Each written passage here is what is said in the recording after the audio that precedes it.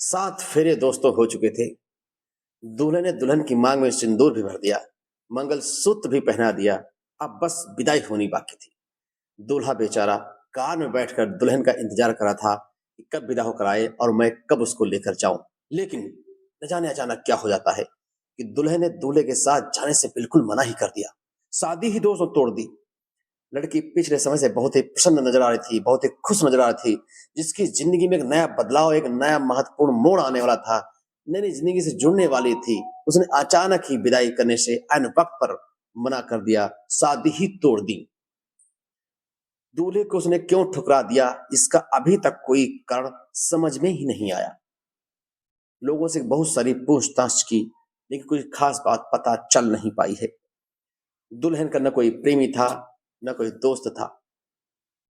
वो तो शादी में पूरी तरह शरीक हुई, बहुत खुश मिजाजी से शादी की, जयमाला हुआ, भावरें पड़ी। विदाई के वक्त उसने मना कर दिया ऐन वक्त पर। इस घटना के पीछे क्या जानकारी मिली है आपको, वो आप तक मैं पहुंचा रहा हूं। दोस्तों तो बताते हैं इस कहानी के पीछे क्या हुआ है, आइए जानते हैं। दरअसल ये मामला राजस्थान के धौलपुर जिले का है, जहां पर दीपिका नाम की एक लड़की की शादी एक टीचर प्रदीप के साथ तय हुई थी। गुरुवार यानी 6 मार्च को बारात धूमधाम से लड़की के दरवाजे पर पहुंचती है। द्वार चार होता है, जयमाला का प्रोग्राम होता है, शादी की सारी रस्में पूरी तरह से पूर्ण की जाती हैं, भावनाएं पड़ती हैं, सब कुछ होता है। 7 मार्च को सुबह जब विदाई का वक्त दोस्तों आता है, तो दुल्हन ने दूल्हे के साथ जाने से मना कर दिया। दुल्हन दीपिका का कहना है कि प्रदीप को एक बीमारी है, उसके हाथ कांप रहे थे। स्टेज पर जब वो मेरे से जयमाला डाल रहा था, वहां पर ही वो लड़क कर गिर गया था।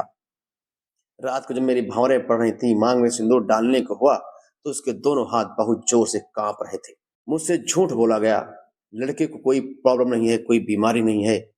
और जब मैंने स्टेज पर लड़के को गिरते हुए देखा कि वो ऐसे ऐसे कांप रहा था, उसका शरीर काम नहीं कर रहा था, फेरे के टाइम भी वो कांप रहा था, मांग में सिंदूर भरने के समय भी वो कांप रहा था। इतनी सारी प्रॉब्लम उससे छुपाई गई है। वहीं दूल्हे प्रदीप से दोस्तों जब बात मैंने की, तो उसने कहा कि सुबह ठंडी का समय बहुत ज्यादा था, इसलिए मेरे हाथ कांप रहे थे।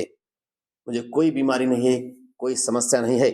वहां पर बहुत सारे लोग मौजूद थे, अगर आपको विश्वास न हो तो उनसे पूछ लिया जाए। मैं पूरी तरह से सही सलामत यहाँ पर खड़ा हूँ, मेरे हाथ पैर पूरी तरह से काम कर रहे हैं, मैं किसी भी बीमारी से ग्रस्त नहीं हूँ। दोस्तों वहां पर बताया जा रहा है कि प्रदीप को कोई बीमारी है। प्रदीप कह रहा है मुझे सर्दी अधिक ज्यादा यहाँ पर हो रही है, जिससे मेरे शरीर को ठंडी लग गई और मैं वहां पर कांप रहा था। लड़की पक्ष के जो लोग थे, उनको भी बहुत सारा दोस्तों समझाया गया, किसी की समझ में नहीं आ रही थी करना क्या चाहिए।